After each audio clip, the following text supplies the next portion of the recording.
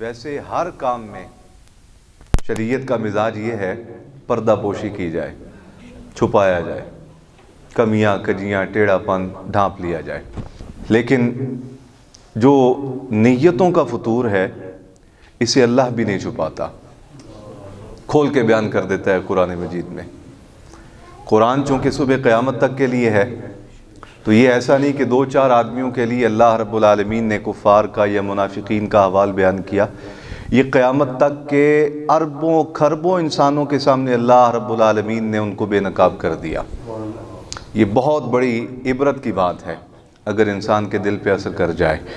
तो इरशाद फरमाया वद्दू लौ तकफुरून।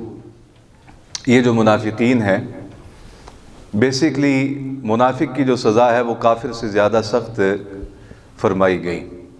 उसमें राज ये है कि काफिर जो है वो खुला दुश्मन है और मुनाफिक जो है ये अंदर भी रहता है और दुश्मनों के साथ भी खड़ा हो जाता है। तो इसलिए इसकी सज़ा, चूँकि किरदार दोहरा है, तो किरदार दोहरा होने की वजह से सज़ा भी दोहरी बयान की गई। तो फरमाया ये जो मुनाफिकीन है, वद्दू लौ तकफुरून कमा कफरू फतकूनून सवाअन। फरमाया ये कुफ़ार चाहते हैं कि तुम भी दिल से काफिर हो जाओ। अभी ये छुट्टियां चल रही हैं, पता नहीं आप लोगों का ध्यान इस तरफ है या नहीं है, आप मुताला करते हैं कि नहीं करते। कहा जाता है वैसे कि ये सर्दियों की छुट्टियां हैं, लेकिन आप अपनी तारीख़ उठा के देखें बर्रे सगीर की, तो ये रिवायात नज़र आती हैं, ये आसार नज़र आते हैं कि जिस ज़माने में अंग्रेज़ सरकार यहाँ मौजूद थी तो वो अपना बड़ा दिन मनाने के लिए पूरे 10 दिन छुट्टी करते थे। क्यों करते हैं जी? इसलिए कि हम अपना बड़ा दिन जो है वो पूरे तज़क्को एहतराम के साथ मना सकें। तो चले गए सरकार साहब बड़े, लेकिन सरकार साहब की शदाई आज भी मौजूद है 75 सालों से। तो यहाँ सर्दियों के नाम पे छुट्टी दे दी जाती है और ऐन उन्हीं दिनों में दी जाती है कि जिन दिनों में बड़ा दिन मनाया जा रहा होता है। तो इरशाद फरमाया कि वद्दू लौ तकफुरून कमा कफरू। ये जो मुनाफिकीन है अंदर के काफिर, बातिन के दिल के काफिर, फरमाया ये चाहते हैं कि तुम भी काफिर हो जाओ। क्यों काफिर हो जाओ? इसलिए कि फतकूनून सवाअन, ताकि तुम और वो बराबर हो जाए। लिहाजा इससे ये बात समझ आती है कि कुफ़ार भी ये बात समझते थे और मुनाफिकीन भी ये बात जानते थे कि मोमिन और मुनाफिक बराबर नहीं। मोमिन को जो अल्लाह रब्बुल आलमीन ने शान अता फरमाई है वो शान हमारे लिए, हम रांदा दरगाह हैं अल्लाह की बारगाह से। तो इसलिए ये वो राज जानते थे, इसीलिए फरमाया कि वो चाहते हैं कि दिल से चाहते हैं कि तुम काफिर हो जाओ। फला तकूनून सवाअन, ताकि तुम और वो बराबर हो जाएं। फला तत्तखिज़ू मिनहुम औलिया।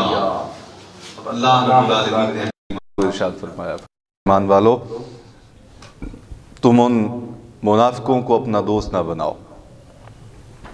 हत्ता युहाजिरू फी सबीलिल्लाह, यहाँ तक कि वो अपने निफाक के महल से हिजरत करके इस्लाम में दाखिल ना हो जाए।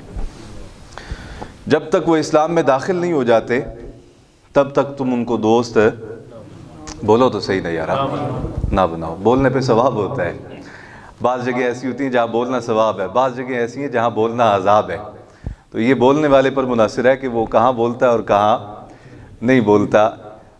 चौका छक्का शायद इसका जवाब देना है अल्लाह की बारगाह में, लेकिन मस्जिद में बैठ के सुभान अल्लाह कहने पे इंशाअल्लाह इनाम मिलेगा, इंशाअल्लाह इनाम मिलेगा।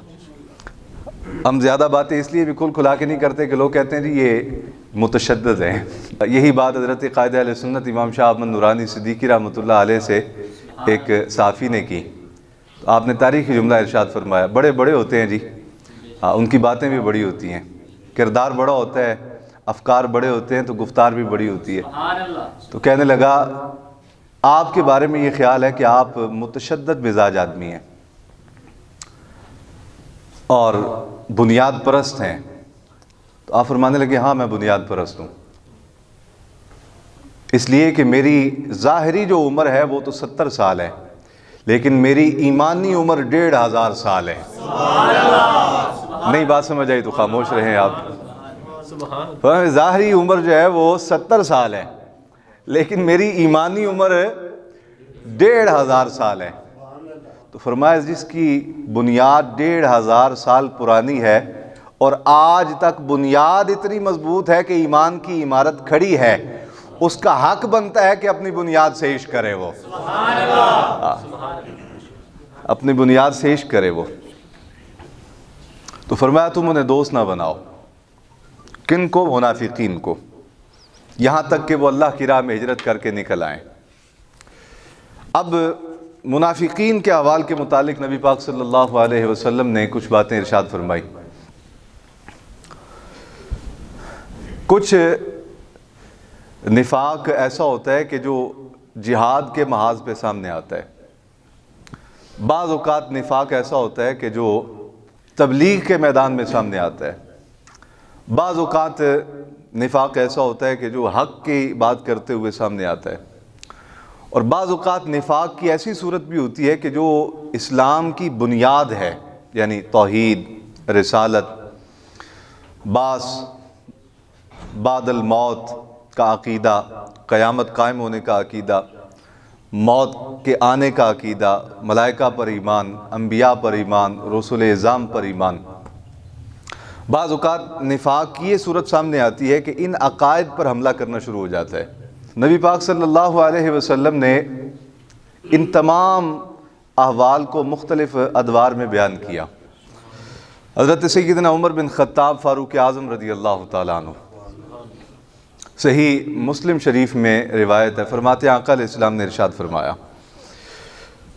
फरमाया आखिर ज़माने में दज्जाल होंगे, कज़्ज़ाब होंगे। ये ख्याल इस तरफ जाता है कि शायद एक ही दज्जाल है, नहीं, हुज़ूर ने इरशाद फरमाया दज्जाल होंगे। गोया इससे पता चला कि एक तो दज्जाल वो है जो फ़ी नफ्सी ही दज्जाल है, कुछ लोग वो होंगे जिनके अंदर सिफात दज्जाल वाली होंगी। ये आका अलैहिस्सलाम के इस फरमान मुबारक से, वो तो बिल यकीन एक ही दज्जाल है और उसके अंदर ऐसे ऐसे कमालात होंगे कि जहाँ पाँव मारेगा चश्मे फूट पड़ेंगे। खुश्क ज़मीन, हज़रत खुश्क ज़मीन, वहाँ थूकेगा तो हरियाली पैदा हो जाएगी, और नाबीनाओं और कोड़ों को हाथ फेरेगा तो शिफा नसीब हो जाएगी। ये तो वो दज्जाल है। और इसके मुतालिक आका अलैहिस्सलाम ने इरशाद फरमाया कि मैं इससे पनाह मांगता हूँ अल्लाह की बारगाह से, और फरमाया 1.25 लाख अंबिया इससे पनाह मांगते रहे। ये इतना बड़ा फितना है।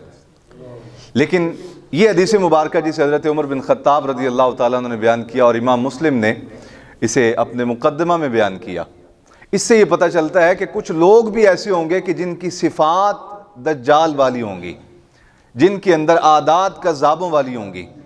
तो इरशाद फरमाया कि मेरी उम्मत के आखिर में, आखिर ज़माना में कुछ लोग ऐसे ज़ाहिर होंगे कि जो दज्जाल होंगे और कज़्ज़ाब होंगे। क्या मतलब इसका? अर्ज़ किया गया, या रसूलल्लाह क्या माना है इसका? फरमाया इससे मुराद ये है कि वो तुम्हारे सामने ऐसी बातें करेंगे कि जो ना तुमने कभी सुनी होंगी ना तुम्हारे बाप दादाओं ने कभी सुनी होंगी।